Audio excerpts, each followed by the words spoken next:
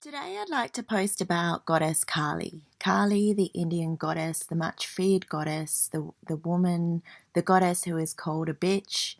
And my journey with Kali has been I'm 42 now, and I started my journey with Kali when I was about 24 or 26. So I have had some experience with Kali, and she came in very strongly from the beginning, and she came in so strongly and overtook my life. Not overtook my life, but tried to reveal truths to me that I, in the end, asked her to leave, that I decided to stop talking to Kali or asking Kali to be a part of my life up until last year when I called her back, and she's coming back strong again. So I spent several years without her intentionally. Kali is a Hindu goddess, as I say. She is often depicted in a very scary light. She has skulls around her neck. She sleeps with men, then she chops their heads off and she wears the skulls around her neck. She is very revered in many parts of India, and when I traveled to India, I ended up hanging out with a man who was a Kali worshipper. He was a sadhu, and his name was Burov Nut. He's since passed away last year in 2019, but we were in contact for many years. He ate out of a human skull.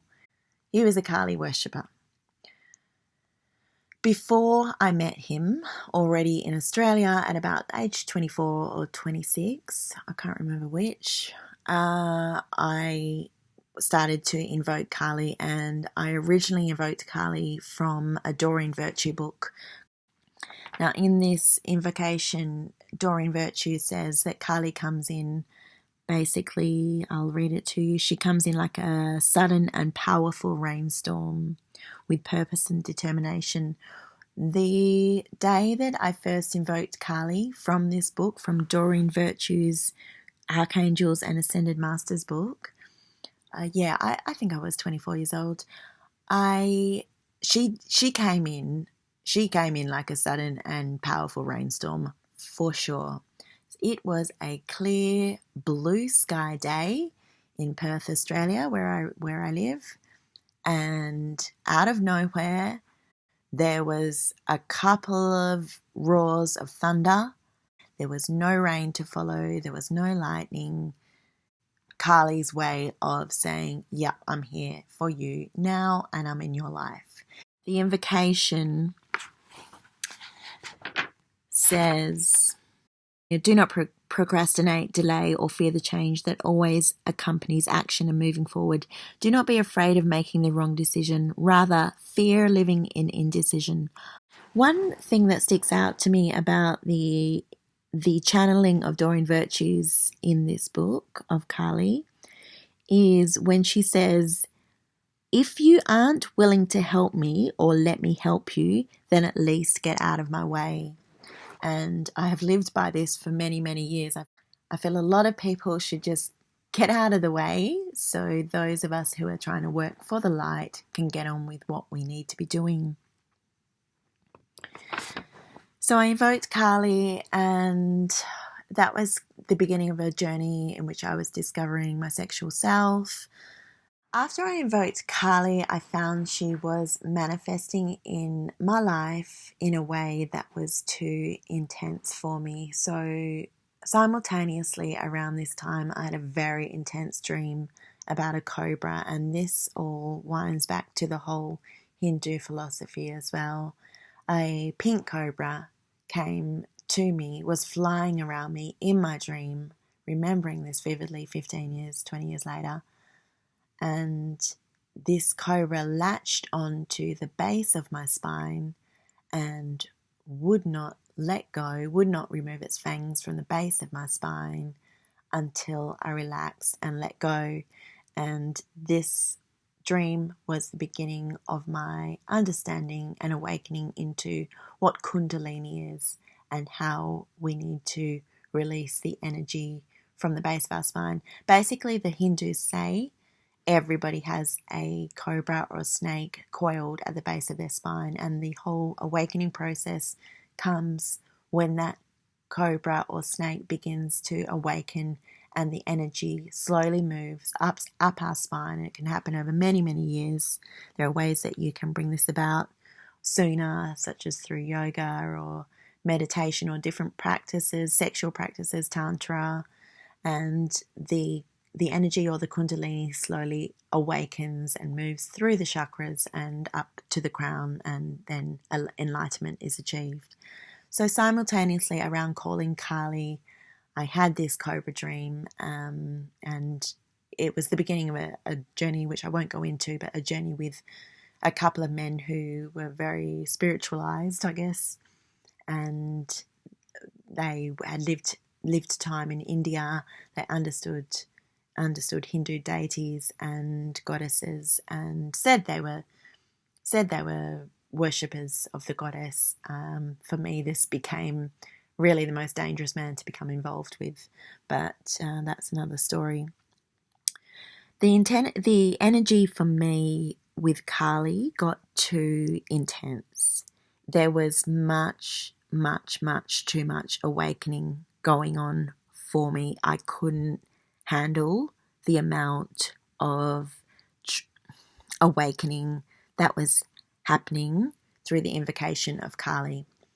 Despite going to India, spending time with Burov Nut, having wisdom and guides around me, I still felt very isolated in the Western experience of invoking Kali, and I did not feel I had the resources to turn to despite the internet, which was really not a big thing back then. I think this was around 2004. I didn't have the resources to turn to, and I think the invocation of Kali, even in a sense of being Hindu and living in India, is a huge thing. It is not something to be undertaken lightly. So anybody who is delving into the idea of invoking Kali, using Kali, working with Kali, my advice is to not take this on lightly. This was a huge journey for me. I'm not saying she was the only part of my journey. If you want to work with Kali, just expect big things. And we do not necessarily have the support systems in the West to be able to deal with that. And it is she, and that energy is still, I believe, misunderstood even in India and in a Hindu context. So be careful. Eventually for me, there was so much angst coming up, and there was so much, my truths would come out, and they would come out angrily, and I would tell people exactly what I was thinking and why I felt they were acting disrespectfully. This caused me trouble time and time again. A lot of people turned against me. People don't want to hear the truth.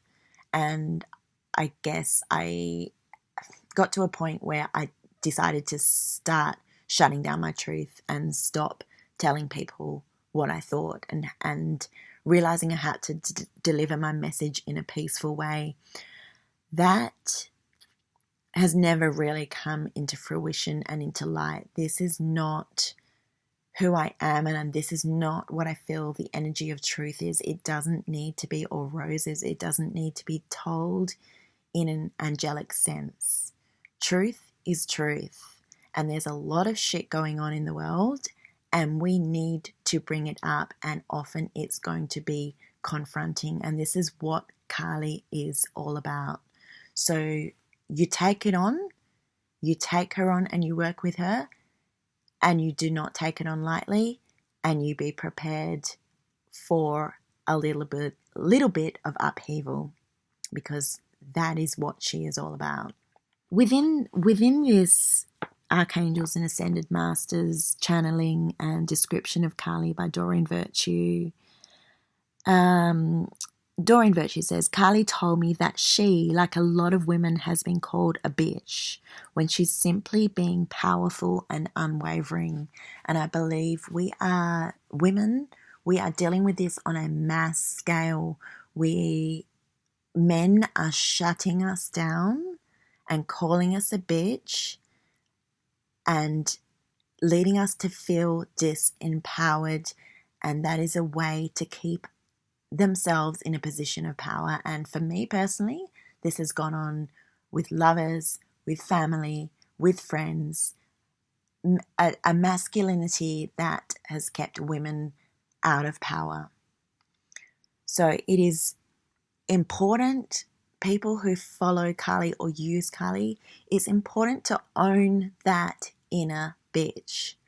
It might sound ridiculous, but we are not. The idea of a femininity that is soft and angelic, is not necessarily the femininity that we want to bring forth. We want to work with power, and that is the essence of our truth. We don't need to be talking in angst, but there's also a lot of stuff to deal with and a lot of stuff that people are angry about.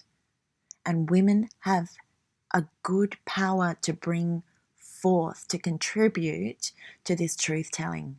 And that is one thing that Carly can be used for or worked with.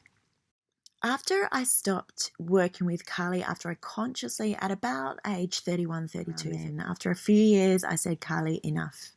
I don't want you in my life. I cannot deal with this. I do not have the help or the resources or the desire to have this truth come up in me in this way. So I actually consciously went into a shutting down process, which I didn't realize till many years later was unhealthy. But I decided to sit on the fence, not speak up, and shut down my truth for many years. But that is now changing at around 40, 41, 42, which I am now. So I decided to call in Carly again in about August last year. And that was after perhaps up to a decade-long absence. I called her in after I was attacked by a boyfriend, and this man basically attempted to bash me, and I was fine. I ended up with no bruises or anything to my body. My home was damaged, but this man, I went into self-defense mode. I was ready to fight for my life. So it was a very, very frightening experience for me. I was in shock from that experience, and within 2 or 3 weeks I remember driving down the road coming home from work, and I called in Carly. I just couldn't deal with that shock and that fear of the masculine, the untrue masculine at that point. So I'm like, Carly, right, it's been a long time, I want you back, let's work together, in so many words. So I wasn't expecting Carly to come back in the form or the way so vividly that she did, but she was back in my life within about 3 months, very, very vividly. So my next lover was a friend of many years, and as soon as we started having sex the first time, Carly manifested. So my eyes were closed. Literally within 2 seconds of this man entering me, Carly manifested in my mind's eye, and I could see I don't know what they're called, like a dagger, one of the things that she holds in one of her arms. I think she has 4 arms. I could see that very clearly because I saw her face. She was black. I saw the weapon or the dagger in her hand, and that for me, while I was starting to have sex with this man, I was literally tuning in on my vision of Carly, which I thought was special. I thought I'd found a Shiva-Kali connection with him. I tuned in, she disappeared, and then she came back, and I tuned in on this weapon, and that was my confirmation. Yep, that's her. This man turned out to be, and I have another video on being an empath, this man turned out to be the foggiest experience of my life. I could not get the fog and the darkness and the energy attachment out of my field.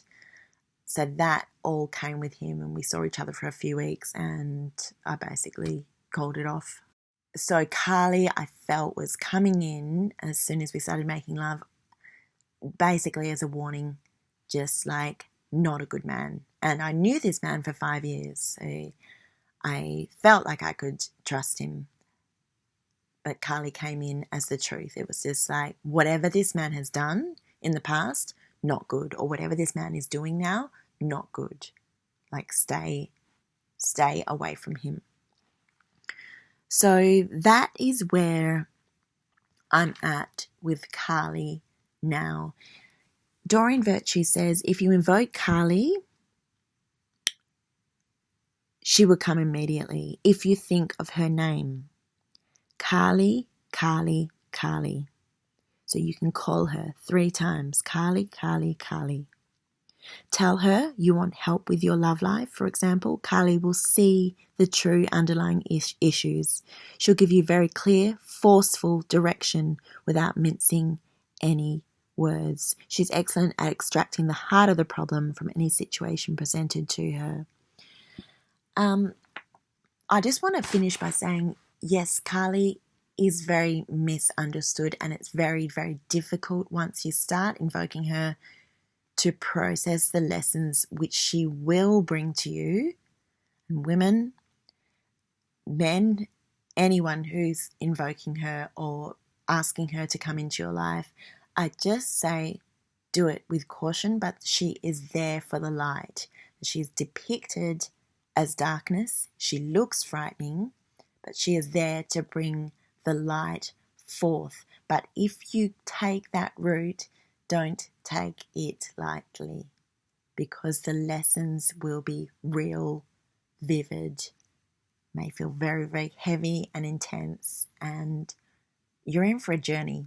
If you want to start working with Carly, get ready for a serious road trip. That's it. Love and light, signing out.